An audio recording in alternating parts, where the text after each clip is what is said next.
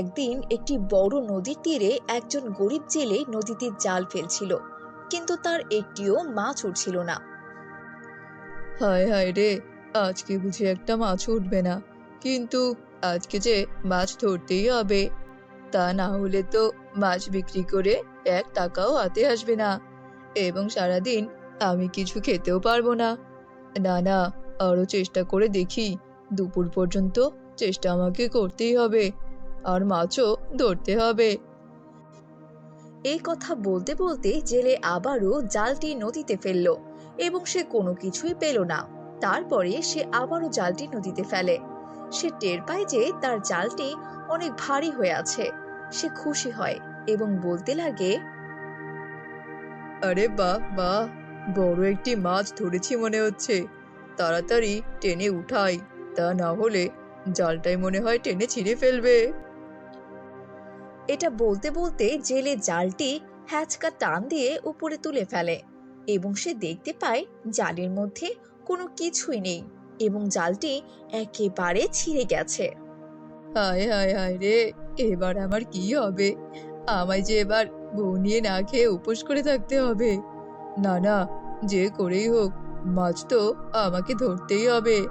হঠাৎই সে দেখতে পায় তার পেছন থেকে একজন ব্যক্তি হেঁটে যাচ্ছে।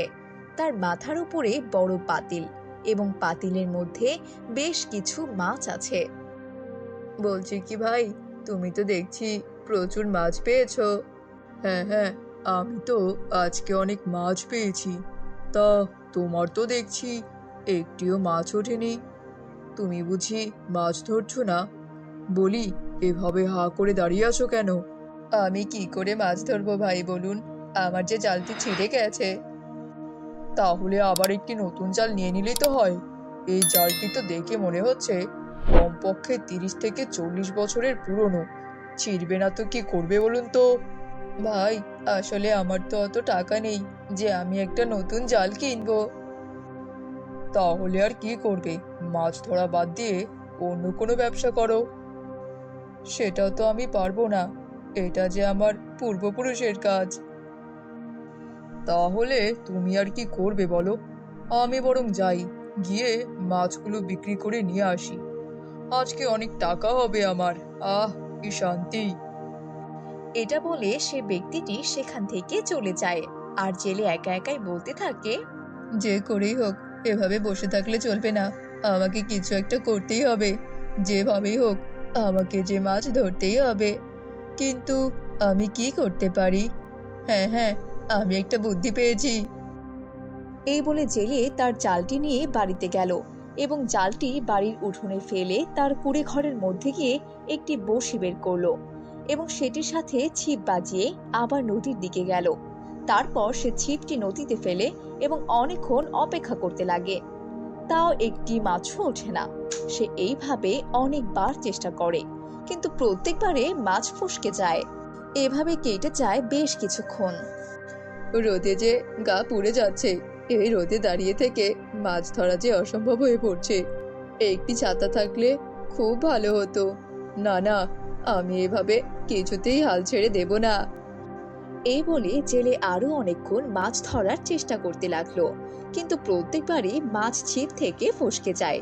অবশেষে অন্ধকার নেমে আসে, এবং জেলে বলতে থাকে, এখন তো মনে হচ্ছে আমাকে বাড়ি ফিরতেই হবে। কি আর করার, মাছ তো মনে হচ্ছে আমার কপালেই নেই। বউকে আমি আজ কি জবাব দেব কে জানে।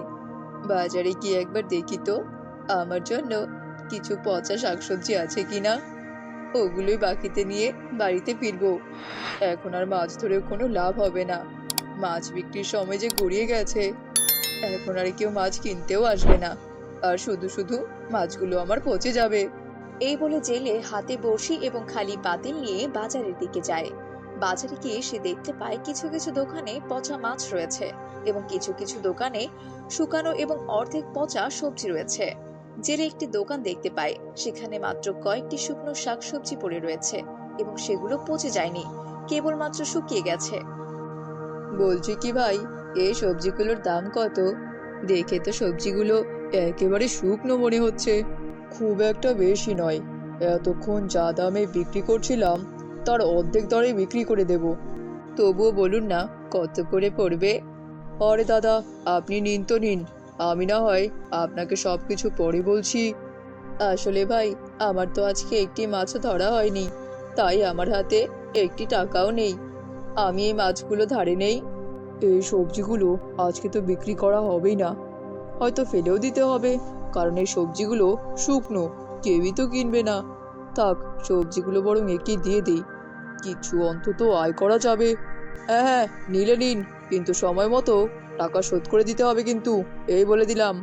আচ্ছা আচ্ছা ভাই, ঠিক আছে, আমি দেবো আপনার টাকা। আমি গরিব হতে পারি, কিন্তু ঠকবাজ নই। এই বলে জেলে শুকনো সবজিগুলো নিয়ে তার বাড়িতে চলে যায়। জেলেকে ঘরে ঢুকতে দেখে তার গিন্নি বলল, কি গো, তুমি অবশেষে এসেছো? এত দেরি হলো কেন? অন্ধকার যে গড়িয়ে পড়ছে। আমার তো সারাদিন খুব খিদেও পেয়েছে। এখন কি কি এনেছো দাও, আমি তাড়াতাড়ি গিয়ে রান্না করি। এই নাও গিন্নি, নিয়ে যাও। এ কি, এগুলো তো সব শুকনো সবজি, একটু একটু পচেও গেছে দেখছি।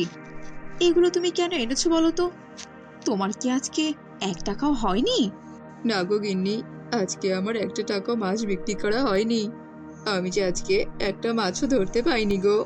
বিয়ের আগে তো কত মিথ্যে কথাই বলেছো, কত পামি না মেরেছো তুমি। হ্যাঁ, নিজের ব্যাপারে বলেছিলে আমাকে কখনোই খালি পেটে থাকতে দিবে না।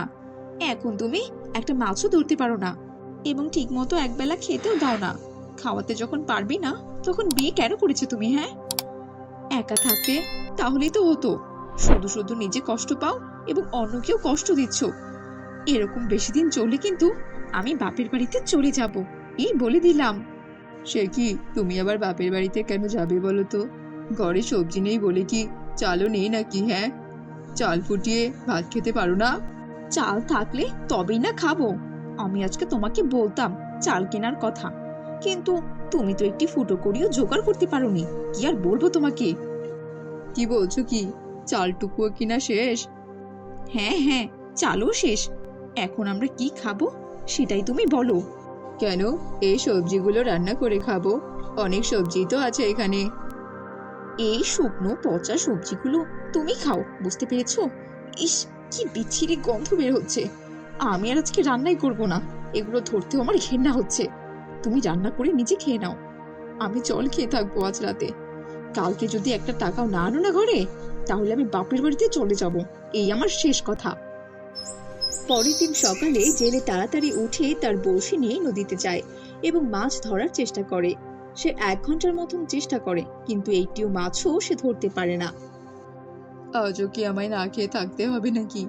আজও কি আমি একটা মাছও পাবো না? এই বলে জেলে কাঁদতে কাঁদতে মাছ ধরার চেষ্টা করতে থাকে। হঠাৎ জেলে টের পায় তার ছিপে টান পড়ছে। জেলে তাড়াতাড়ি বড়শিতে টান দেয় এবং দেখে একটি বড় মাছ তার বড়শির সাথে বেজে আছে। জেলে এটা দেখে খুব খুশি হয়ে যায় এবং মাছটি হাতে নেয়। বাহ বাহ, বেশ ভালোই হয়েছে, অবশেষে একটি মাছ পেয়েছি, তাও আবার বড় সড়ো। এটা বেচে অনেক টাকা পাবো আমি। আমাকে আর 3-4 দিনের মতো মাছ ধরতে হবে না, এটাতেই চলে যাবে। এই বলে জেলে মাছটি পাতিলে রাখছিল, এমন সময় একটি বুড়িমা আসে আর বলে, বাবা, আমায় কি তুমি একটু সাহায্য করবে? হ্যাঁ হ্যাঁ, বলো বুড়িমা, তোমার কি সাহায্য চাই? আমায় তুমি তোমার হাতের ওই মাছটি দেবে। আমি 3 দিন ধরে না খেয়ে আছি, মরে যাচ্ছি পেটের যন্ত্রণায়। তুমি আমাকে দয়া করে সাহায্য করো। এই মাছটি যদি আমি তোমাকে দেই, তাহলে তো আমি আজ না খেয়ে থাকবো।